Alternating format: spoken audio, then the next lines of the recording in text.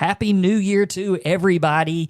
We are looking forward to the start of a new year and a brand new series that we're going to start to kick off this new year. And we're going to be talking about the marriage mistakes to avoid in 2024. So stay tuned. Hello, folks. Welcome back.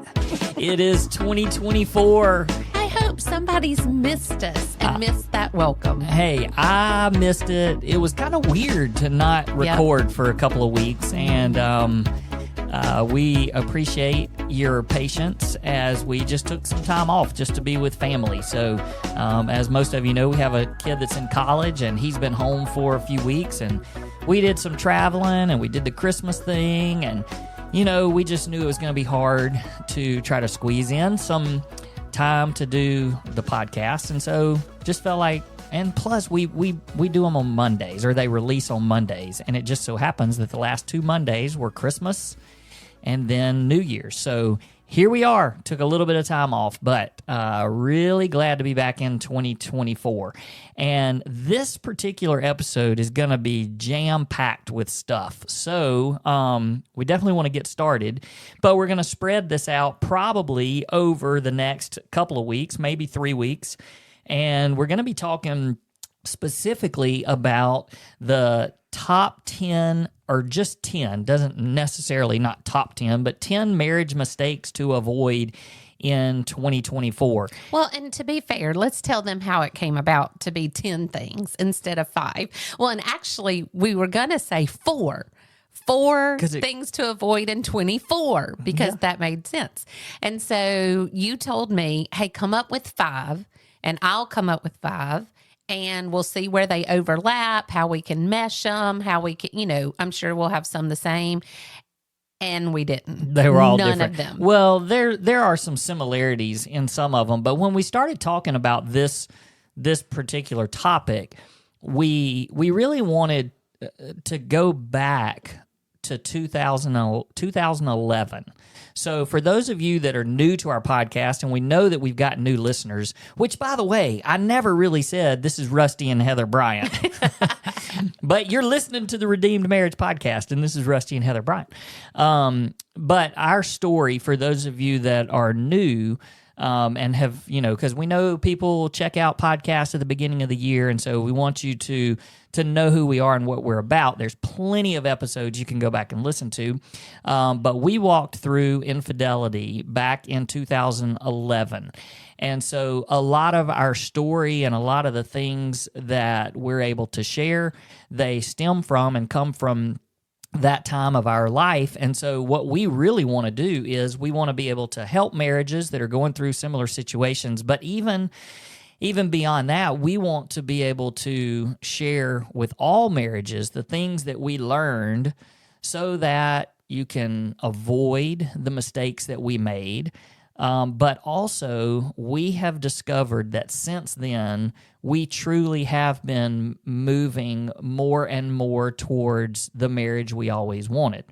And so we believe that all marriages can get there. And so that's what we want to be sure that we're sharing with everyone. So I told Heather when we started talking about this, I said, go back to 2011, and if you could sit down and tell us as a couple in 2011, before Heather began to make the mistakes that led to an affair, what were those mistakes, and what would you say to us to avoid, what mistakes to avoid so that you don't get into those problems? So this is for everybody, which is great. We want to be able to share this, but if you are struggling, these are some great tips. And so like Heather said, we weren't planning for 10, but we came up with 10.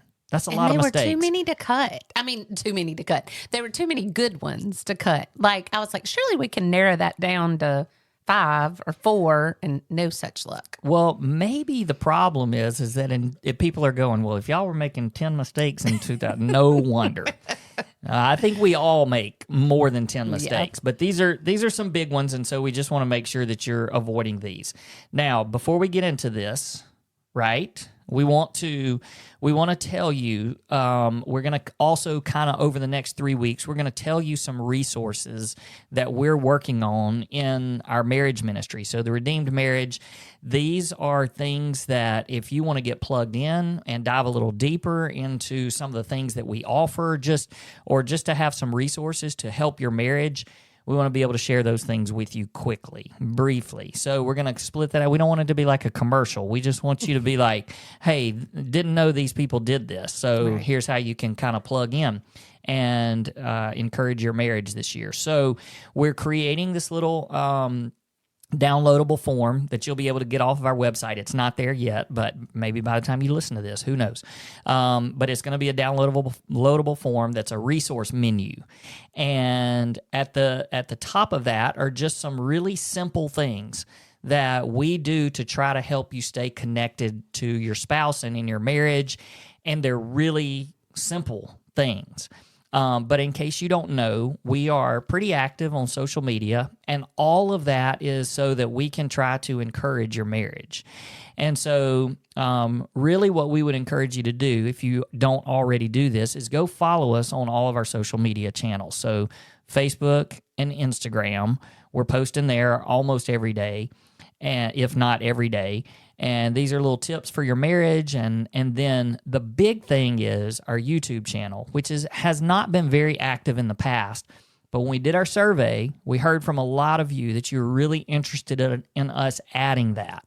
So we've got some huge things planned over the next few months as we start rolling out some things that we're going to be doing on our YouTube channel. Mm-hmm. So all three of those, you can go and find us at The Redeemed Marriage. And if you don't remember, our website is theredeemedmarriage.com. There's a link to our Facebook page there. There's a link to Instagram. There's a link to YouTube. And the other big thing is, please make sure you're on our email list. Yep. So that's a big one, because anytime we have new stuff that's coming out, or contests or giveaways, or just that we want to share some things with you that nobody else is really going to get a chance to see or hear, it's going to go to our email list first. So there you go. That was it. Good Commercial enough? done. Commercial done. No, we just want you to be connected. We want you to have as many resources as you can. So that's our first thing to throw out there. The very simple, just follow us on those social channels. All right, let's jump into the 10 marriage mistakes to avoid in 2024. You're up. Go You want me first. to go first? Okay. So the one that I thought of that was most important to me, that I feel like I messed up so very badly in 2011, was depending on my spouse for my joy. Like, I expected you and your actions and your words to make me happy. And that's just an unrealistic expectation to put on anybody. So the thing to avoid, the mistake to avoid, is depending on your spouse for your joy.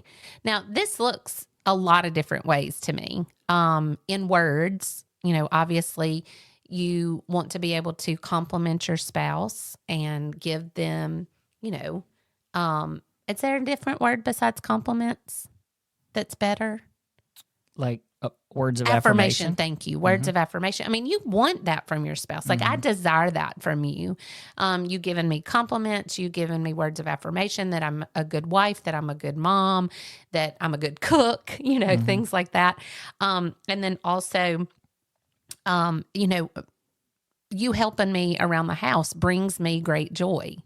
Helping out with the dishes or clothes or things like that, just helping out around the house. Those are things that help make my life easier, and so therefore bring me joy. But if I'm dependent on those things to make me happy, then I'm putting a ton of pressure on you that you weren't built to do. Like, that's not what you were designed to do, was to make me happy. Right. And so making sure, of course, as believers and people who depend on Christ for our ultimate joy, that's where that has to come from. And we've talked before on here, but I don't think that it hurts to revisit it. about how I'm supposed, and we all individually are supposed to have a cup that that we need to be filled by God, by the Holy Spirit, by His Word, by our love for Him and our worship of Him. And if our cup is full, then anything you were to do to me, as far as compliments, words of affirmation, helping around the house, anything that would bring me joy would be overflow. And overflow onto the people around me is the idea, because my cup's already full of my relationship with the Lord and what He says about me. Your compliments, although they mean the absolute world to me, and your words of affirmation, although they mean the world to me, my identity is in Christ, that I'm a daughter of the King and who I am in Him. And so therefore, if you have a spouse that is failing in that area, then you still have ultimate joy because of who your joy is in. Because if, we may be talking to a lot of people who they're like, yeah, the last time my spouse complimented me or gave me words of affirmation or helped me around the house or, any Just of the made me happy. Yeah. When is the last time, I know that we're talking to some people like that either you feel like you're lacking in that area, that you wish your spouse would help make you happy, or you feel like there's none there at all. And that's where you have to look, and as hard as it is to say, you have to say that's not their job. Like, their job is not to make me happy. Now, do we want that for our spouses? Absolutely. And, we'll talk more about that. But if you're depending on your spouse for your joy, then you are setting them up for failure, because that's not what they were created to be. My joy has to come from my relationship with the Lord. My joy has to come from the things that God is teaching me and the things that God says that I am and who He says that I am. Yeah, I think it's also, you're spot on with that. And I also think that there's nothing wrong with wanting to be happy in your spouse Absolutely. to make you, or add to your happiness. The whole reason why you married your spouse is because you enjoyed the companionship and they made you happy. Like, it's I can't. I mean, I'm sure there's some people out there that got married and the person they were dating didn't make them happy. I don't know why you would have gotten married, but I'm sure that is the case for some people. But when you get married, happily ever after, you expect that, and maybe that's the wrong word, because maybe you shouldn't expect it. Maybe you should just desire that. Right. And so, as you desire that, then your goal needs to be, well, I want that, so I need to make do all I can to make my spouse happy. But what happens is it's not always reciprocated. Yeah. And so I think, and I love what you're saying, because you're like, well, when it's not reciprocated, that doesn't mean that your life is joyless. Right. You need to make sure that your joy is not coming from the actions of your spouse. That's right. But when your spouse does the things that make you happy, it adds to your joy. And really, more than anything, you're just happy. And this is one of the things that I want for every marriage.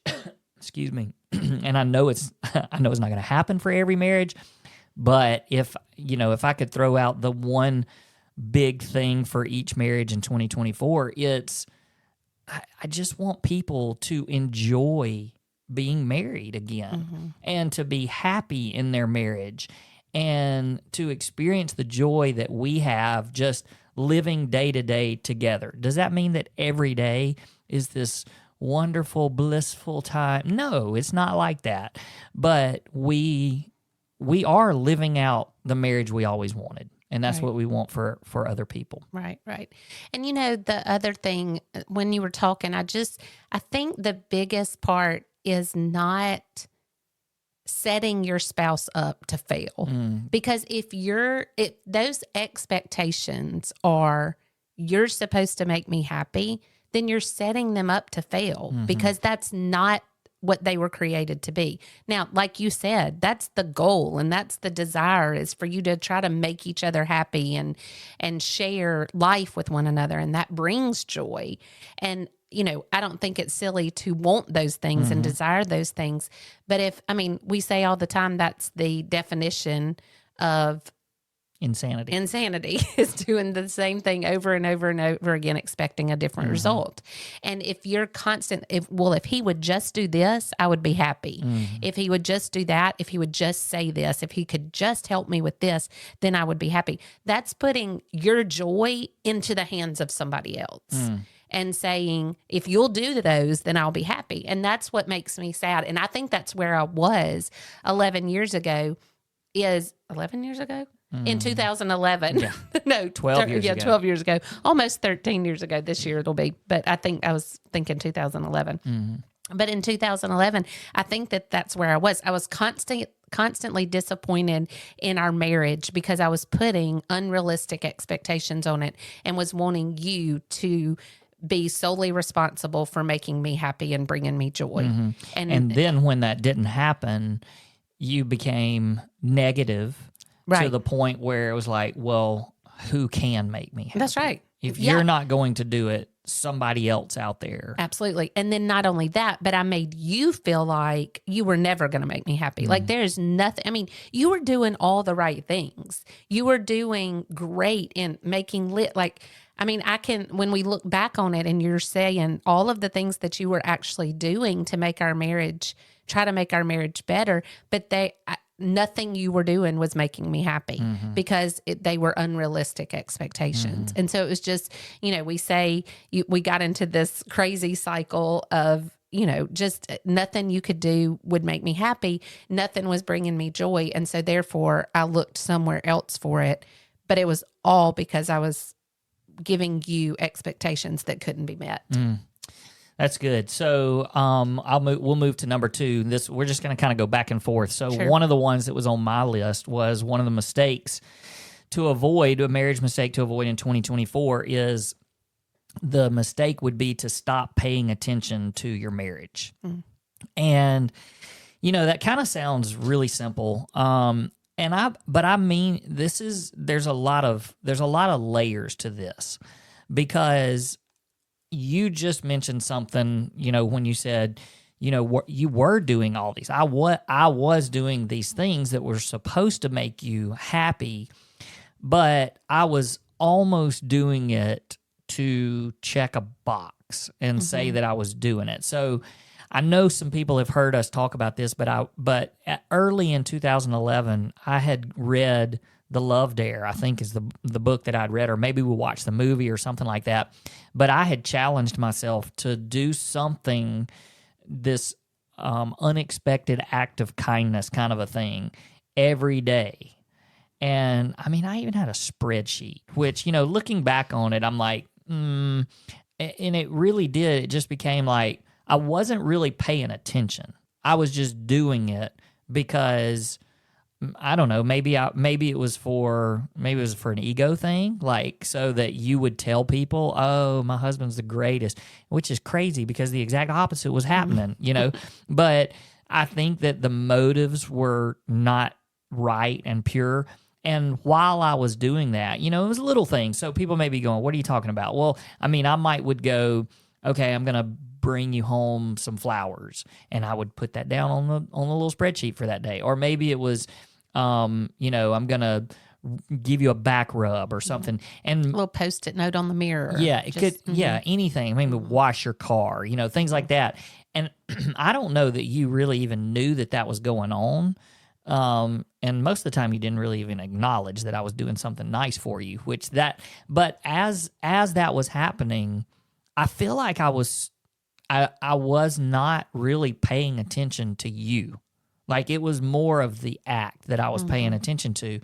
And so what I'm trying to encourage people, the mistake to avoid is like, I want you to really pay attention to your marriage. Now I know that there's some people out there that they would think, well, gosh, if my husband or wife had a spreadsheet and they were doing something, once a day, that would be the greatest thing in the world because right now they're doing nothing. And so what I am saying is, like, there are people that are roommates and they're not paying attention to their spouse in a lot of ways on deep levels. But I'm encouraging you to really pay attention to what's going on. Like, be close enough with your spouse through communication, through spending time together, that you really can know what's going on in their heart, so that you can tend to that, and you can meet those needs, and you can, we've said this before and we've given this suggestion, but I mean, I have a note in my, which, gosh, maybe this feels a little bit like the spreadsheet, but it's really not. But I have a note. I actually learned this from Levi Lusko, I believe. But there's a note that says being a Heather Bryant expert in my phone. And I just jot down little things, like if we're at a store and you see something that you like and you're like, oh, I wish I had that. I'm not going to buy it right then. I'm not going to buy everything you ever say that you like, but I'll take a little picture of it, or I'll make a note of it. And so that I can remember, hey, if something's coming up and I need to get you something. But it's things like that to pay attention to, And if you say, oh, good, oh, my favorite, I love this candy, or oh, I tried this at this restaurant and I really love, those are the things. You just make those notes and you're paying attention. And I think that if your attitude is, I'm just always trying to learn, pay attention, grow in being a student of you, then that's where you're going to avoid that mistake of not paying attention to your marriage. Right.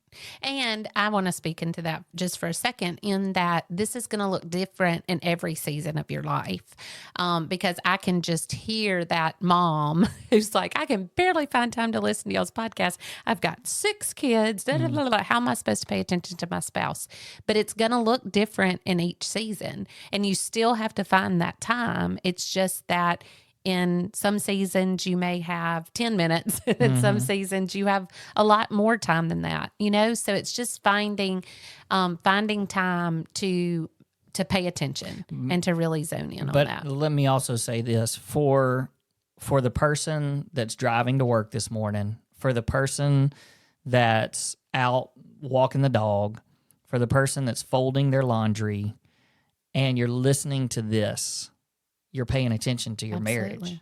And like, that's what I mean, like, don't stop, even if it's just something little, but it's all you can do. I'm grabbing a few minutes here and there to think about my marriage, and how do I mean, the fact that you're listening to a marriage podcast means that you're paying attention to your marriage. So good job. Good job. I mean, we're not, we're preaching to the choir a little bit, right. but just don't forget that throughout 2024.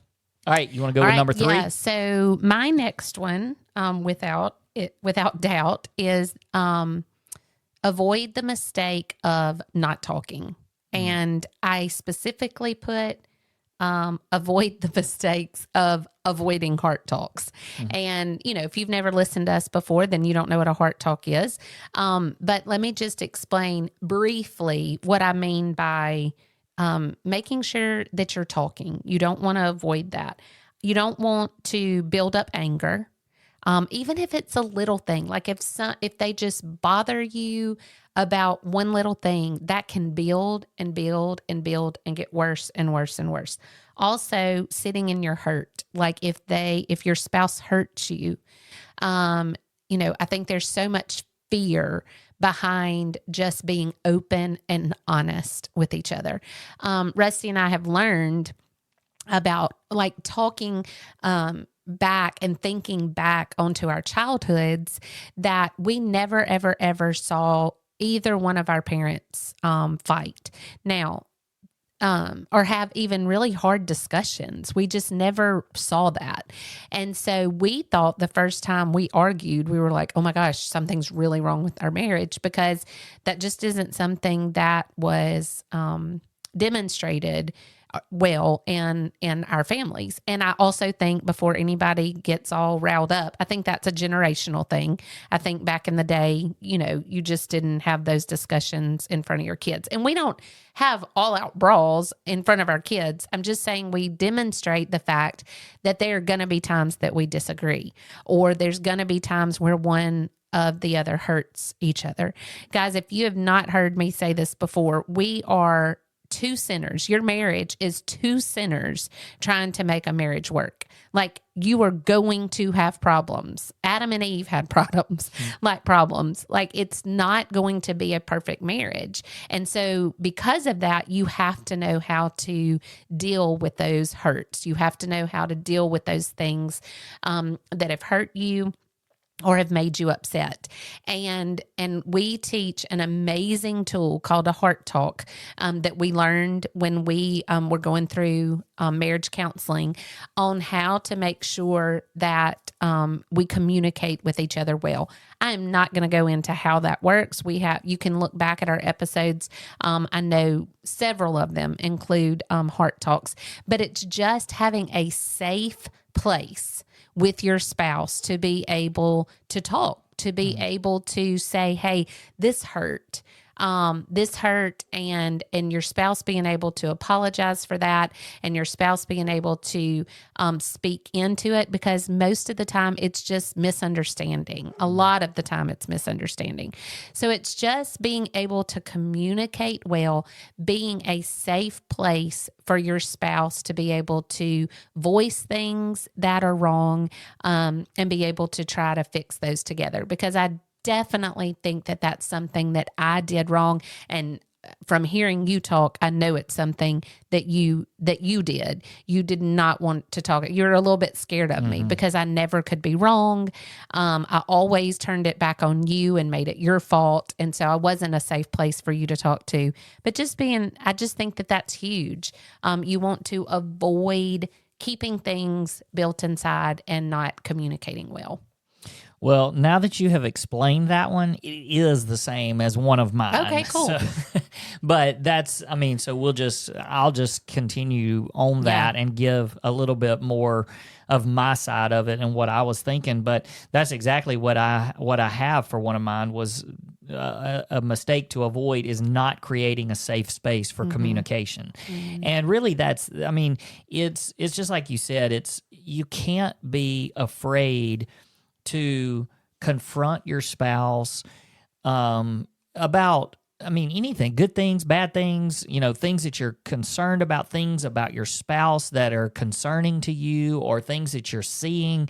And, if you're one of those that just feels like you're never wrong and you can't accept hearing from your spouse, then, really what you need is to learn the tool of the heart talk, because that's a great tool to learn how to just be a listener.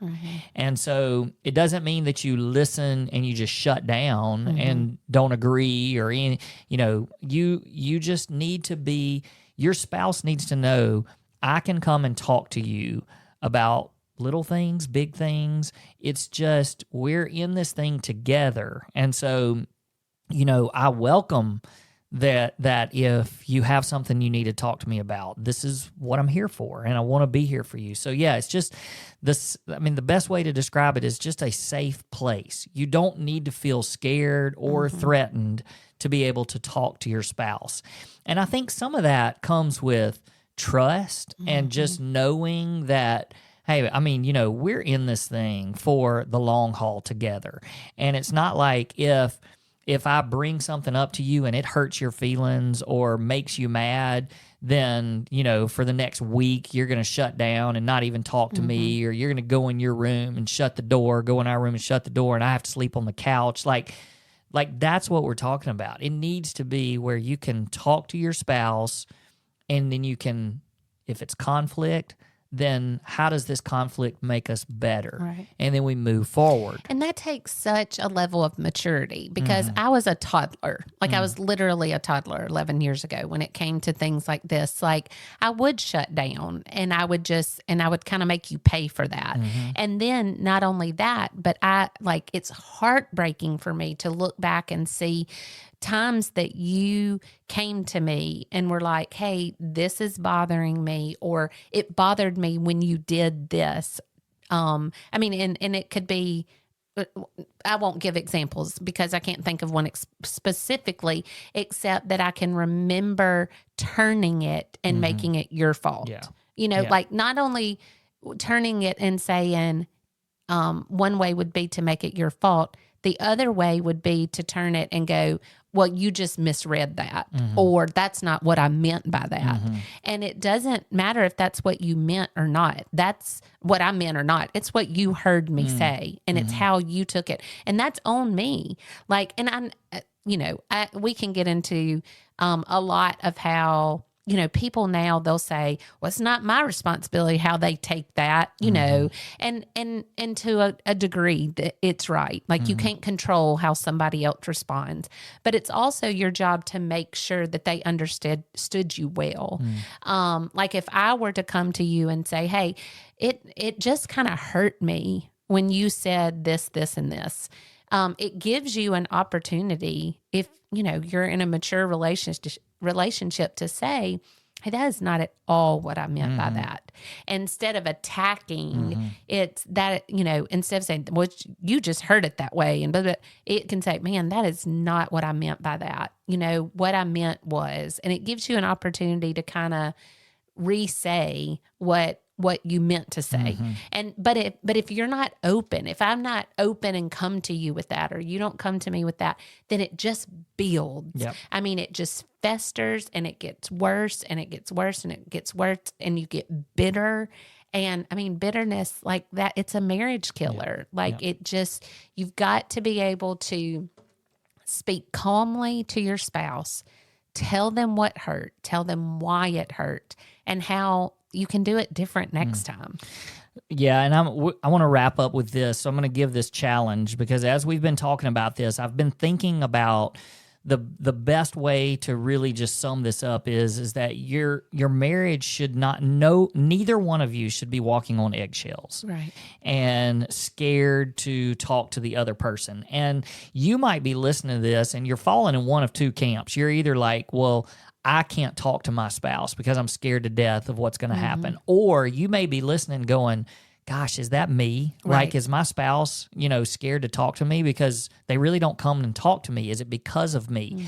So we've said this a million times. You cannot fix your spouse. And it's kind of like the old thing when you're sitting in church and the preacher's preaching. You don't need to be nudging the person beside you. You need to be looking at your own heart. And so you might be thinking to yourself, well, how do I stop this cycle of one or both of us walking on eggshells? Here's what you do. Go ask your spouse. Like literally go ask your spouse and say, hey, one of the things that I want to do better and I want to avoid this mistake, I want to create a space where you can come and talk to me. Are you scared? Do you think that when you talk to me, I'm going to throw it back at you or I'm going to be defensive or blow up, whatever.